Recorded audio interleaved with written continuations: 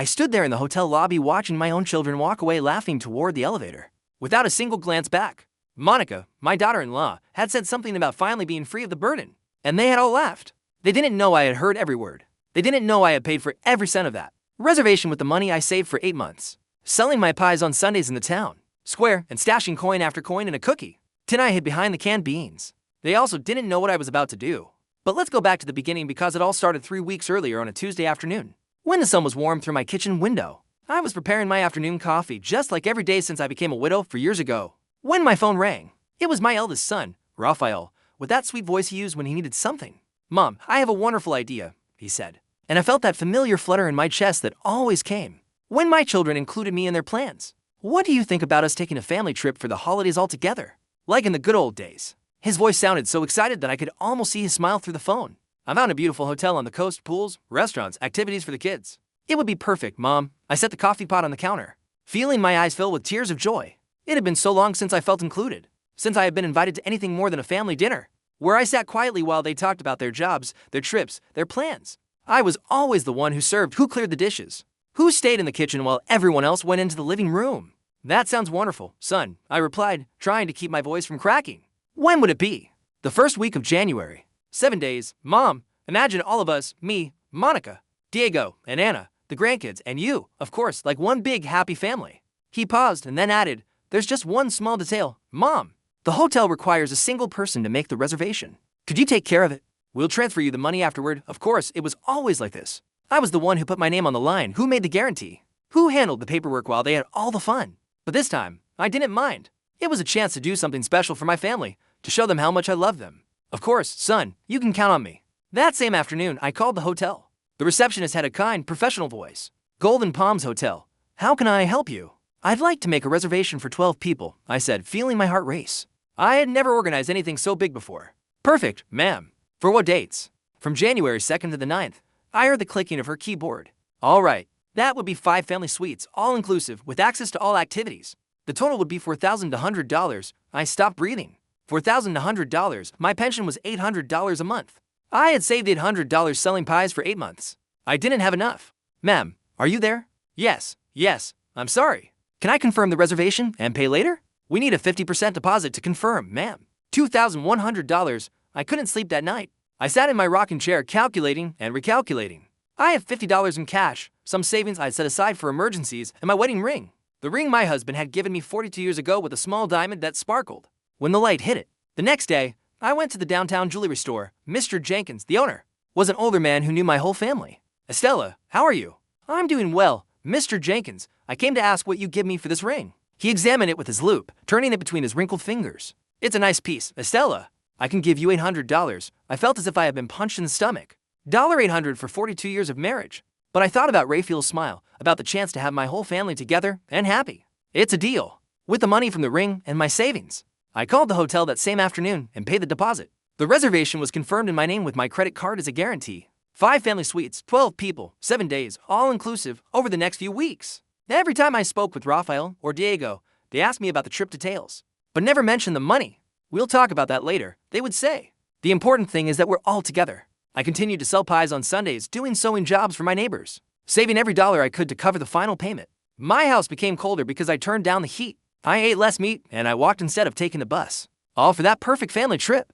3 days before the trip, Raphael called me excitedly. "Mom, you don't know how much we're looking forward to these days. The kids are super excited. Monica already has everything packed." "How are the hotel preparations?" "Everything's ready, son. Just the final payment left." "Oh, yeah, of course." "Well, we'll figure that out when we get there. The important thing is we have fun." The night before the trip, I finished paying for the reservation in full with my credit card. $2,100, my wedding ring, all my savings, plus the debt left on my card. But it was worth it. I was going to have 7 perfect days with my family. I had no idea what I was about to discover. The morning of the trip, I woke up before sunrise. I had packed my suitcase the night before, carefully folding each item, choosing my best dresses, the pearl necklace that was my mother's, and my comfortable walking shoes for the beach. I felt like a child before Christmas. It had been so long since I had something to look forward to with so much excitement. Raphael was supposed to pick me up at 7 a.m. We had planned to travel all together into cars to the hotel, which was a 3-hour drive away. I put on my light blue dress, the one Diego always said made me look younger, and carefully put on some makeup. I wanted to look good for the family photos we would surely take. At 7:30, Raphael honked from the street. I grabbed my suitcase, locked the door, and walked to the car with a smile I couldn't wipe off my face. In the passenger seat, Monica, my daughter-in-law, was looking at her phone. In the back, my two youngest grandkids were playing on a tablet. "Good morning, family," I said as I got into the car, but only the kids replied with a, "Hi, Grandma." Distracted, Monica barely looked up for a second and mumbled something that sounded like a greeting. Raphael started the engine. "Are you ready for a perfect family vacation?"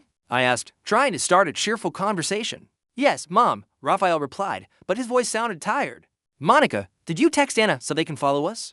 "They've already left. Diego drives like a turtle, so we'll probably get there before them," Monica answered without looking up from her phone.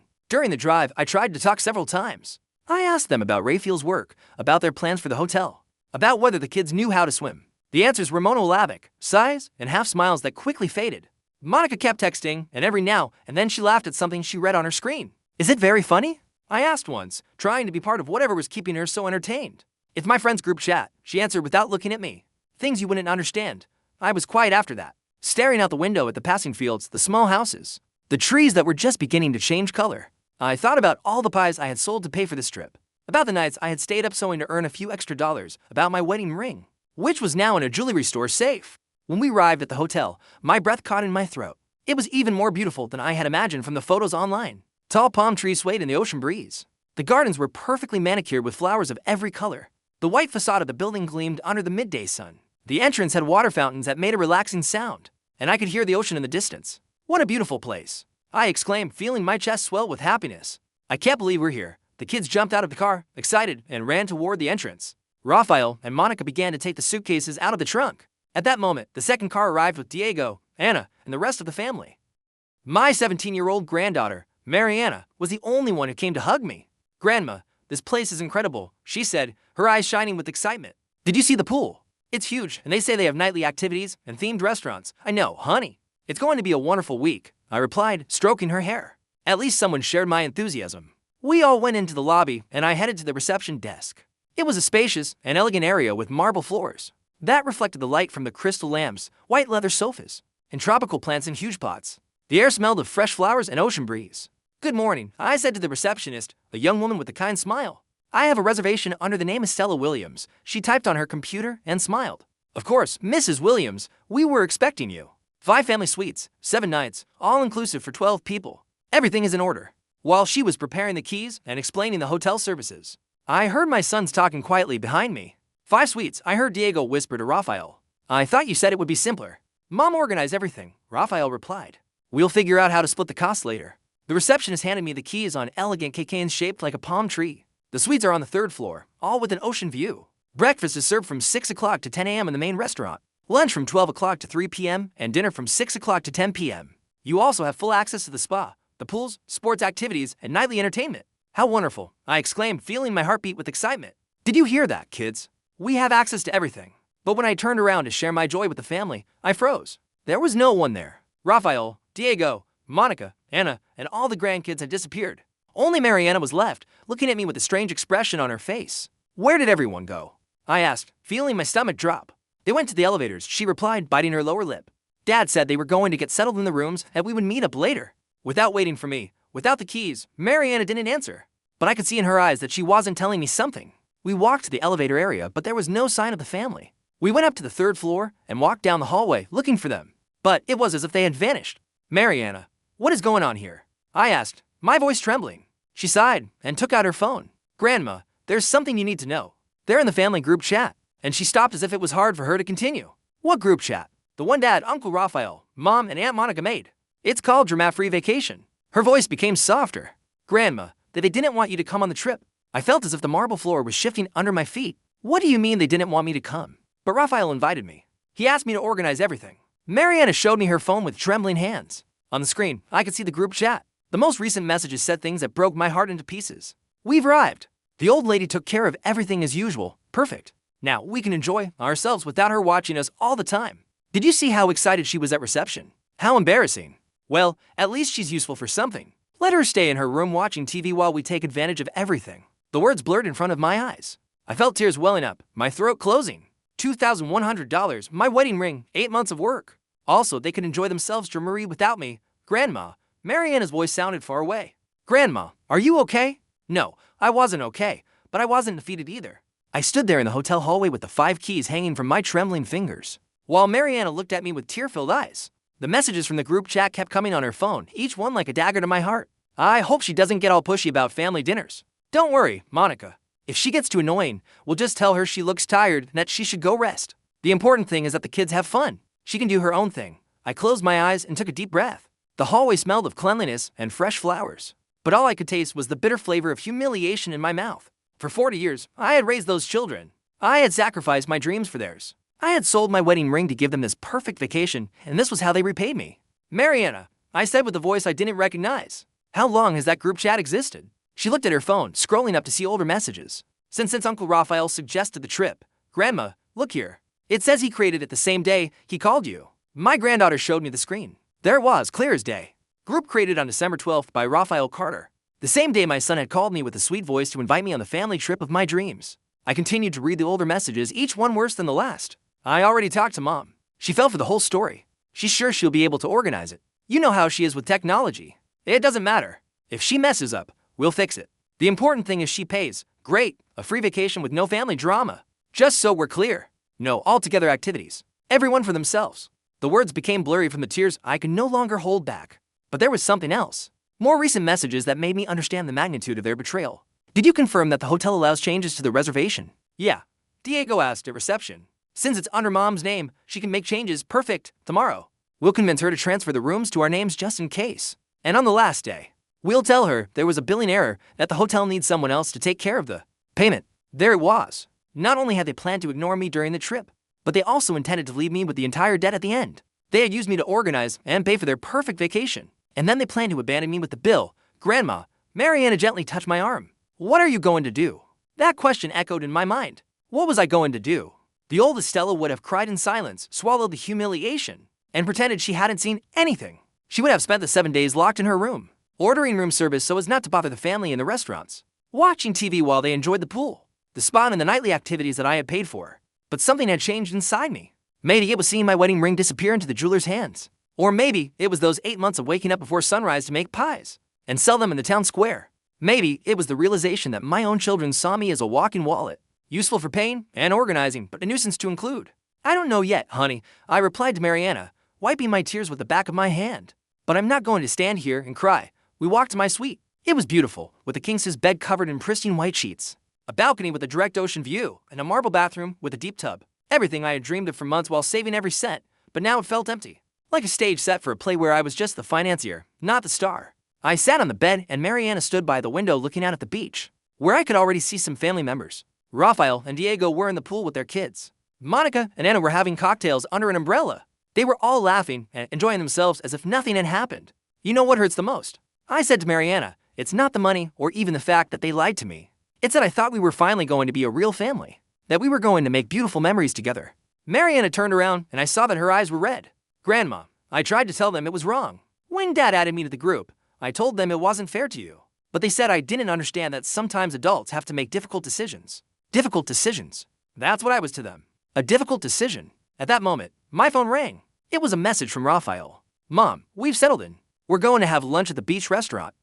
If you want, you can order room service. See you at dinner. Liars, I knew perfectly well they had planned to have lunch without me. But this time, instead of feeling hurt, I smiled. Tell your dad thank you very much, but I have other plans. And I wasn't lying. I did have other plans. Plans that were taking shape in my mind with a clarity that surprised me. That afternoon, while my family enjoyed the beach with the money I had paid, I was busy making some very important calls. First stop, my bank. Second stop, the hotel reception. Third stop, my lawyer. Because if my children thought they were going to play games with me, they were very wrong.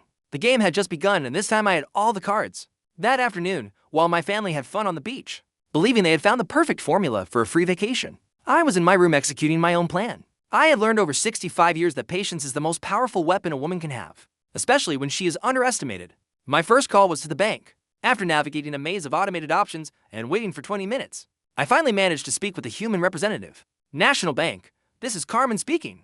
How can I help you? Good morning, Carmen. My name is Estella Williams. I need to report a possible fraud attempt on my credit card. Of course, Mrs. Williams. Can you provide me with your card number and date of birth to verify your identity? After confirming my information, I explained the situation, choosing every word carefully. Carmen, I have reason to believe that a family member is going to try to dispute legitimate charges that I made on my card, specifically a hotel reservation for $4,100 that I personally authorized and paid for. I understand your concern, Mrs. Williams. Do you have any evidence of this potential fraudulent dispute? Yes, I have all the reservation documents, payment confirmations, and witnesses who can corroborate that I authorized all the expenses. Furthermore, my granddaughter heard my son on the phone today talking about disputing these charges. Carmen made a note of everything and explained the procedure. I'm going to place a protection note on your account. Mrs. Williams, if anyone tries to dispute these charges, an automatic investigation will be triggered, which will require substantial evidence of actual fraud. And in the meantime, the charges will remain valid until proven otherwise. I'm also going to email you a form to document everything related to this potential family fraud attempt. After hanging up with the bank, I felt as though I had won the first battle of a war that had just begun, but I needed more ammunition. My second call was to the hotel reception. Good afternoon. Can I please speak with the manager? 5 minutes later, a man with a kind voice introduced himself. Mrs. Williams, I'm Miguel Anderson, the hotel manager. The receptionist tells me you wanted to speak with me. Yes, Mr. Anderson, I have a delicate family situation, and I need to make sure certain information is officially registered. I explained that I had paid for the full reservation as a surprise for my family, but had discovered they planned to dispute the charges fraudulently. I understand perfectly, Mrs. Williams, unfortunately. This is not the first time we've seen these family situations. What would you like us to do? First, I need you to confirm in writing that I am the only holder of the reservation and that I paid for everything voluntarily. Second, if anyone in my family tries to make changes without my presence, I want you to contact me immediately. Of course, Mom.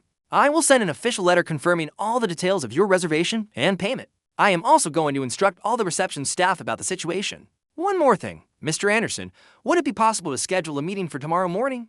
I think I might need to make some changes to the reservation. Of course, is 9 a.m. a good time for you? Perfect. My third call was the most important. I found the number for Mr. Jenkins, the lawyer who had helped my husband with his will and handled some minor family matters over the years. Jenkins and Associates. Good afternoon. Good afternoon. Is Mr. Jenkins in? This is Estella Williams. Mrs. Williams, it's a pleasure to hear from you. Mr. Jenkins is with the client, but I can interrupt him if it's urgent. It's urgent. 3 minutes later, the familiar voice of Mr. Jenkins filled the phone. Estella, how are you? Is everything okay? No, Mr. Jenkins, nothing is okay. I need urgent legal advice. I told him the whole story. The trip, the group chat messages, the plan to dispute the charges, everything. Mr. Jenkins listened without interrupting, making occasional sounds of disapproval.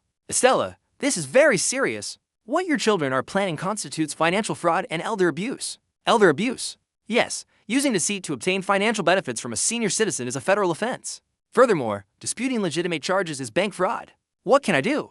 A few things. First, it's good that you've already contacted the bank. Second, I'm going to email you a document that I want you to sign and have notarized. It is a sworn statement that you voluntarily paid for all the trip expenses. Is there a notary at the hotel? Most large hotels have notary services for guests. Ask the manager. What else can I do? Estella, I have to ask you something important. Do you want to take legal action against your children? The question hit me like a punch to the stomach. Legal action against Rafael and Diego, the children I had raised, who I had cared for when they were sick, for whom I had sacrificed so much. I don't know, Mr. Jenkins. I just want them to stop. I understand, but I want you to know that you have options. You can sue them for fraud. You can change your will. You can take steps to protect your assets. Think about it. After hanging up with Mr. Jenkins, I sat in silence for several minutes. The sun was beginning to set, painting my room in golden colors. I could hear the happy voices of my family returning from the beach, laughing, talking about their plans for dinner. At 6:30, someone knocked on my door. It was Rafael. Hey, Mom, how was your afternoon? Very productive, son. Productive. What did you do? Important calls, paperwork, adult stuff. I saw his smile become a little forced. Mom, speaking of paperwork, Diego and I were thinking that maybe it would be easier if we handled some of the hotel details. You know, so you don't have to worry about anything. There it was, the first official move of their plan. What kind of details? Well, the keys to the other rooms, for example. Just in case there's an emergency and we need access. What kind of emergency would require you to have access to rooms that aren't yours? Raphael seemed taken aback by the direct question. I don't know, Mom. We just thought it would be more practical. Raphael. I said in the calmest voice I could muster. I'm 65 years old, not 95. I can handle the keys to the rooms just fine. Of course, Mom. I didn't mean you couldn't. I just thought that what did you think exactly? I watched him get nervous, searching for the right words to manipulate the situation without sounding too obvious. Nothing. Mom, forget it. Are you coming to dinner? Of course. It's my money paying for that dinner, isn't it? The question caught him by surprise. Your money? Whose money else would it be, Raphael? No, of course you're right. We'll split everything at the end of the trip like we talked about. When did we talk about that exactly? Did we ever agree that this would be a shared expense? Mom, I don't understand why you're asking these questions. I got up and walked to the door. Let's go to dinner, son. I'm hungry. As we walked to the elevator, I could feel his confusion. His plan required me to be predictable, manageable, to act as I always had. But I was no longer the same woman who had arrived at the hotel 2 days ago. During dinner, I watched my family with new eyes. I saw how each of them enjoyed the food I had paid for. The expensive drinks they ordered without a second thought. The multiple desserts they got on a whim. I saw how they talked about their plans for the next day as if I weren't there, as if my presence were optional. But I also saw something else. I saw Mariana watching me with worried eyes, understanding that something had changed in me. I saw my younger grandkids genuinely enjoying the trip, knowing nothing about the adults' betrayals. And I realized something important. Not everyone at that table had betrayed me. That night, after everyone had gone to their rooms, Mariana came to see me as we had agreed. Grandma, what is going on? Dad seemed really weird during dinner. He seemed weird because his plan isn't working out as he expected. I told her about my calls that day, about the measures I had taken to protect myself, about the meeting I had scheduled with the hotel manager in the morning. Are you going to cancel the trip? She asked, her eyes wide. No, honey, I'm going to do something much better. What? I smiled. And for the first time in days, it was a genuine, not a forced smile. I'm going to give them exactly what they deserve. At 5 a.m. I was already awake. Not because I had set an alarm, but because my body had developed the habit of waking up early during those months of selling pies. But this time, instead of feeling the familiar weight of exhaustion and obligation, I felt a strange sense of energy I hadn't felt in years. Today was the day everything would change. I took a shower calmly, put on my best outfit, the navy blue suit I had bought for my husband's funeral, but had never had an opportunity to wear on an important occasion, and went down to the restaurant. It was 6:30, and the place was almost empty. Perfect. I needed quiet to review my notes one more time. As I sipped my coffee and looked over the documents Mr. Jenkins had emailed me early in the morning, I saw Miguel Anderson, the hotel manager, come in. He was a man in his 40s, elegant with that warm professionalism that characterizes people who truly understand service. Mrs. Williams, good morning. Did you sleep well? Very well, thank you. Could we move our meeting up? There are a few things I would like to discuss before my family wakes up. Of course, would you prefer to go to my office? Yes, that would be perfect. His office was elegant but cozy with a view of the hotel garden. It had diplomas on the walls, photos of special events, and a coffee pot, which he immediately offered me a cup from Mrs. Williams. Last night I reviewed your case with my legal team. We want to make sure we completely understand the situation. Your legal team? Yes, cases like yours, while unfortunately not rare, require us to follow certain protocols to protect both the guest and the hotel. Miguel opened a folder on his desk. Allow me to confirm. You paid for the full reservation of $4, $200 with your own credit card without coercion as a surprise for your family. Is that correct? Completely correct. And you have evidence that some members of your family plan to dispute these charges fraudulently. Yes, my granddaughter heard my son coordinating with the bank. I understand. I have 2 documents here that I would like you to review. The first document was an official statement from the hotel confirming all the details of my reservation and payment. The second was more interesting, an addendum to the contract that gave me exclusive authority over any aspect of the stay. What exactly does this mean? I asked, pointing to the second document. It means that you, as the person who paid and the holder of the reservation, have absolute control. You can decide who stays and who leaves. You can modify services and you can even cancel specific rooms if you wish. I felt my heart quicken. I can cancel specific rooms, absolutely. There are 5 suites reserved under your name. You can keep all 5, or you can cancel 1, 2, 3, or even 4 of them if you wish. And the people in those rooms would have to find alternative accommodation or leave the hotel. The idea began to take shape in my mind with crystal clear clarity. Miguel, what's the checkout time? Normally at 12 noon, but we can be flexible depending on the circumstances. And if someone needs to leave before that time, is that also possible? Yes. Are you considering making changes to the reservation? I was silent for a moment, looking out the window at the gardens where the groundskeepers had already started working. It was early, but the day promised to be beautiful, sunny, and perfect for the beach. The kind of day my family had planned to enjoy entirely at my expense. Miguel, I want to make some changes, but I need them to be executed exactly as I'm about to explain. Of course, I'm all ears. I want cancel for the 5 suites. Miguel raised his eyebrows slightly, but maintained his professional expression. Which one specifically? I took out my notebook where I had written down the room numbers. Suites 301, 302, 304, and 305. I want to keep only 303, which is mine. Understood. And when do you want these cancellations to be effective? Today, but not immediately. First, I want you to block access to those rooms at 10 a.m. Their key cards will stop working. And then at 11 a.m., I want hotel staff to go to those suites to inform the guests that they must vacate the rooms before noon due to changes in the reservation. Miguel took notes as I spoke, not judging and completely professional. Are there any specific instructions I should give to the staff? Yes, they should explain that the reservation holder, which is me, decided to modify the stay. That it is not the hotel's fault, but a personal decision of the person who paid for the reservation. And if they ask where they can find me to speak with me, you can tell them that I'm available in suite 303, but only if they come to speak civilly. If there are shouts, threats, or disrespect toward the hotel staff, you have instructions to contact security. Miguel finished writing and looked at me with a mix of admiration and curiosity. Mrs. Williams, may I ask what led you to this decision? Miguel, do you have a family? Yes, a wife and 2 young children. Do you love them? Of course. Would you do anything for them? Without a doubt. And what if they betrayed you? What if you found out they were using you? That they were embarrassed by you? That they planned to scam you? Miguel was silent for a moment. I think I understand. For 40 years, I raised my children. I fed them, clothed them, and cared for them when they were sick.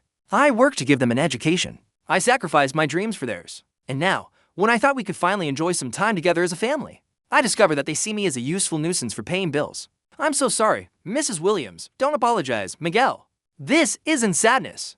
This is liberation. I signed all the necessary documents, including the sworn statement that Mr. Jenkins had prepared. Miguel called the notary from the hotel, who arrived in 10 minutes to make everything official. One last thing, I said to Miguel when we finished. Could you please have a cab ready for 12:30? For how many people? Just for 2. My granddaughter Mariana and me. Are you going to the airport? No, we're going to another hotel, one where we can truly enjoy a vacation. Miguel smiled for the first time during our meeting. It will be my pleasure to help you with that, too. When I returned to my room, it was 8:30. My family was surely awake, planning another perfect day without including me. But this time, things would be different. I sat on the balcony with a cup of fresh coffee that I had ordered from room service and waited. At 9 o'clock, I would receive the first message from Mariana with the conversations from the secret group chat. At 10 o'clock, their key cards would stop working. At 11 o'clock, the hotel staff would knock on their doors, and for the first time in my life, I would be in complete control. My phone vibrated. It was a message from Raphael. Mom, we're going to breakfast. Are you coming? I replied, no thanks. I have other plans for today.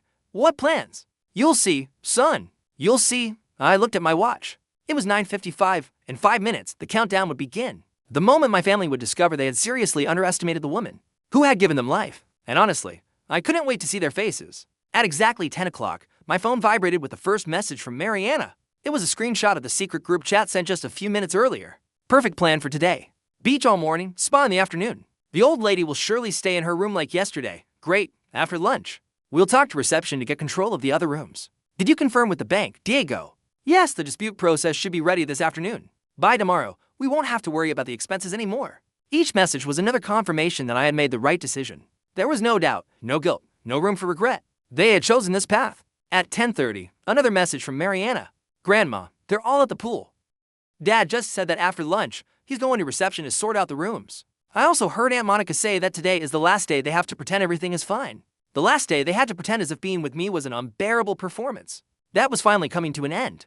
I poured myself another cup of coffee and sat comfortably in the armchair by the balcony. From there, I could see the pool where my family was enjoying themselves. Rafael and Diego were in the water with some of the grandkids.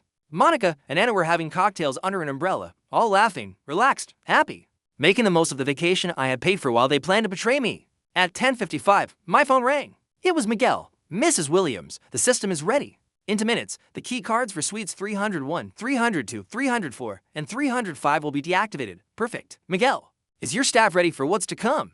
Completely. We have the security team on standby, and we've already briefed the housekeepers on how to handle the situation with diplomacy. But firmness, excellent. I'll see you in 1 hour. I looked at my watch. 9:58, 9:59, 10 o'clock. At that very moment, my family's key cards had just become useless pieces of plastic. They wouldn't be able to get into their rooms, access their belongings, or change their clothes, or take a shower after the pool. I waited. It didn't take long. At 10:07, I saw Anna get up from her chair by the pool and walk toward the elevators. She was probably going to get something from her room. At 10:11, my phone vibrated with an urgent message from Mariana. Grandma, Mom is yelling at reception. She says her key card isn't working. 3 minutes later, another message. Now they're all there. Dad is very upset. The receptionist is explaining something to them, but I can't hear well from here. At 10:20, Raphael called me. His voice was tense, controlled, but I could hear the panic underneath. Mom, there's a problem with the rooms. The key cards aren't working. Could you come down to reception to help us fix it? What kind of problem? We don't know. The receptionist says there's a change in the reservation, but that's impossible because no one has changed anything. How strange, I replied with the most innocent voice I could muster. Are you sure you haven't changed anything? Of course not, Mom. Could you come? We need to sort this out quickly because the kids wanted to go back to the rooms. I'm a little busy right now, son, but don't worry. I'm sure it will be sorted out soon. Busy with what? Important things. I hung up before he could respond. At 10:45, Mariana sent me another message. Grandma, the hotel manager is talking to Dad and Uncle Raphael. They look very worried. Aunt Monica is arguing with the receptionist, At 10:58, my phone rang again. This time it was Diego. Mom, we need you to come to reception now. There's a very serious misunderstanding, and only you can fix it. What kind of misunderstanding? The hotel says you cancel our rooms. That's ridiculous, right? Tell them it's a mistake. Why would it be ridiculous, Diego? What do you mean why?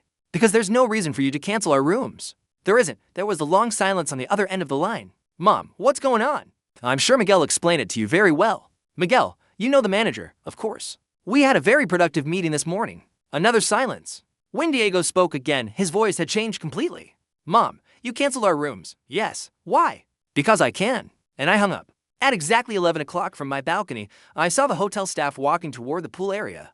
There were 3 of them. Miguel, a woman who seemed to be from guest services, and a security guard in plain clothes. I saw them approach my family. How Miguel spoke with Rafael while pointing toward the hotel. I saw the expressions of shock, confusion, and then anger on my children's and daughters-in-law's faces. I saw how the grandkids, not understanding what was happening, went up to their parents looking for explanations. At 11:05, someone knocked on my door forcefully. It wasn't the polite knock of a social visit. It was hard, urgent, desperate knocking. I opened the door, and there they were, all 4 of them. Rafael, Diego, Monica, and Anna. Their faces were a collage of emotions. Fury, confusion, panic, disbelief. Behind them in the hallway, I could see some of my grandkids waiting with their beach bags in their hands. Can you tell me what the hell is going on? Monica yelled before I could say a word. Good morning to you, too. I replied calmly, stepping aside so they could come in. Don't give me that attitude, Estella, Monica continued.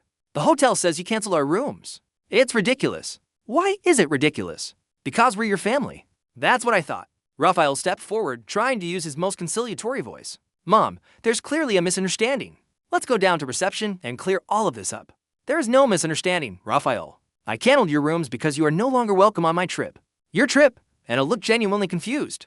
I thought it was a family trip. I thought so, too, until I discovered that you don't consider me family. Diego frowned. What are you talking about? I took out my phone and showed them the screenshots of the secret group chat that Mariana had sent me. I watched their faces fall as they read their own messages. This Rafael tried to find the words. This isn't what it looks like. It's not. That explained to me what free vacation with no family drama means, Rafael. The silence in the room was deafening. The 4 of them looked at each other, searching for an explanation, an excuse. A way out of the hole they had dug for themselves. Mom, Diego finally spoke. I understand you're upset, but you can't leave us without rooms. We have small children. The same children you were going to keep away from me by hiring a nanny. That was, and what about the bank? Diego, have you already started the dispute of the charges? Diego's face went completely pale. How? How do you know?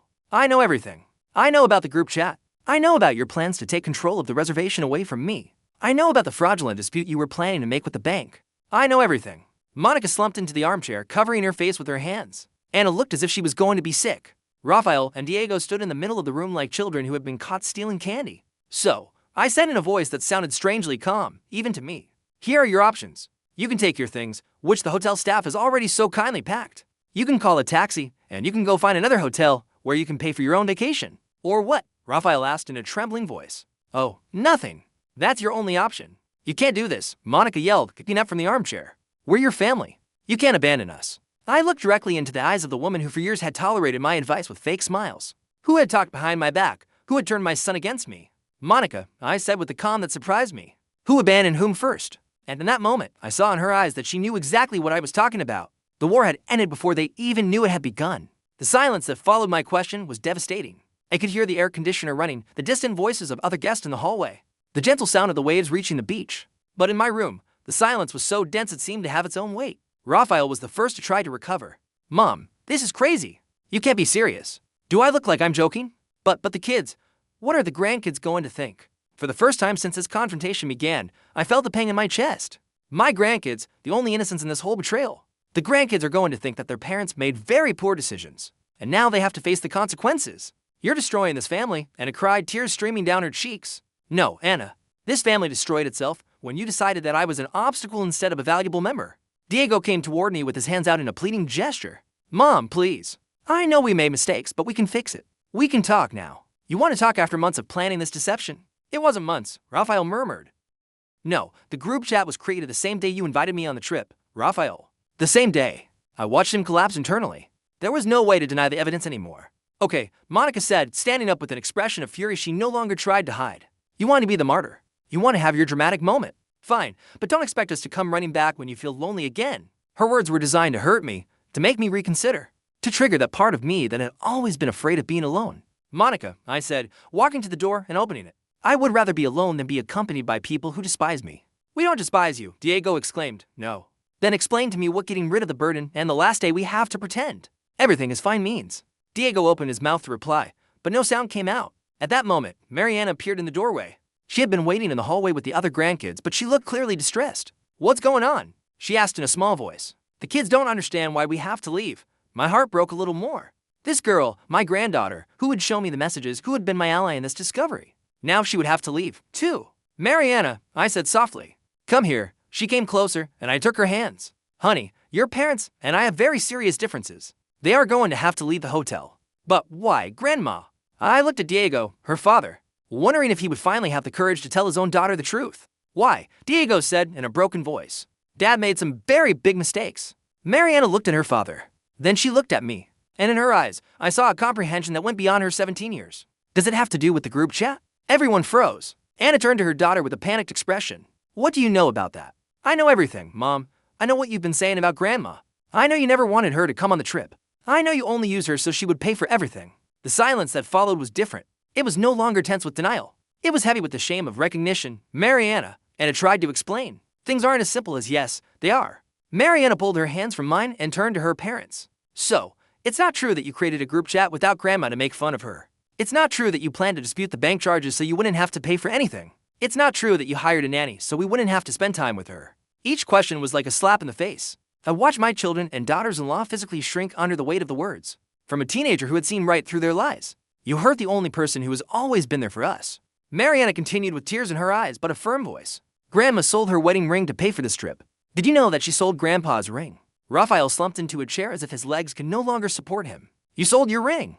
Diego looked sick. We didn't know, Raphael said, because you never asked. You assumed I had infinite money for your whims. Monica, who had been quiet during Mariana's speech, finally spoke. Fine, we'll leave, but this isn't over. Is that a threat? It's a promise. You can't treat your family like this and expect there to be no consequences, Monica, I said, walking toward her until we were face to face. I didn't treat my family badly. My family treated me badly. What's happening now are the consequences of your actions, not mine. Raphael got up from the chair. Mom, please. Can we fix this? Can you what, Raphael? Erase the messages you wrote. Cancel the fraudulent dispute you started. Give back the respect you took from me. We can apologize. Are you apologizing because you got caught? Or are you actually sorry? Raphael couldn't answer. Exactly. At that moment, Miguel gently knocked on the open door. Excuse the interruption, Mrs. Williams. The taxi is ready for the family. He looked toward my children. Your belongings are in the lobby. The hotel can help you find alternative accommodation if you need it. Thank you. Miguel. Taxi? Anne asked. Are you leaving too? Yes. Mariana and I are going to another hotel where we can truly enjoy the vacation I deserve. Mariana is going with you? Diego looked genuinely surprised. I looked at my granddaughter who nodded firmly. Mariana is the only person in this family who treated me with respect and honesty. She's the only one who deserves to share this vacation with me. You can't take our daughter. Anna yelled. I'm not taking her. She's choosing to come with me. Mariana. Diego spoke directly to his daughter. You can't do this. We're your family, Dad. Mariana looked at him with an expression that mixed love and disappointment. Grandma is also our family, and you betrayed her. I can't be a part of that. It's only for a few days, I added. After that, she can decide if she wants to go back with you or not. This is kidnapping, Monica muttered. No, I said firmly. This is justice. Raphael came up to me one last time. Mom, if we leave like this, things will never be the same between us, Raphael. I placed my hand on his shoulder, and for a moment, I saw the little boy he had been before he became the man who had chosen to betray me. Things were already never the same. You made sure of that. I picked up my suitcase, which I had packed that morning after my meeting with Miguel. Mariana already had hers ready. Where are you going? Diego asked in a defeated voice. To a place where I can be a grandmother without having to apologize for existing. We walked toward the door. In the hallway, the other grandkids were waiting, confused and sad.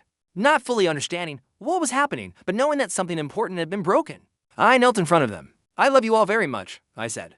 And this isn't your fault. Someday when you're older, you'll understand why Grandma had to do this, Thomas. The little 8-year-old hugged me tightly. We're not going to build sand castles anymore. Someday we'll build the most beautiful sand castles in the world, I promised him. When your parents remember how to treat the people they love, Mariana and I walked to the elevator. As the doors closed, I could see my family in the hallway. My son's defeated, my daughters-in-law furious, my grandkids confused. In the lobby, Miguel was waiting with our taxi. Mrs. Williams, he said as the driver loaded our suitcases. It has been an honor to meet you. What you did today took a lot of courage.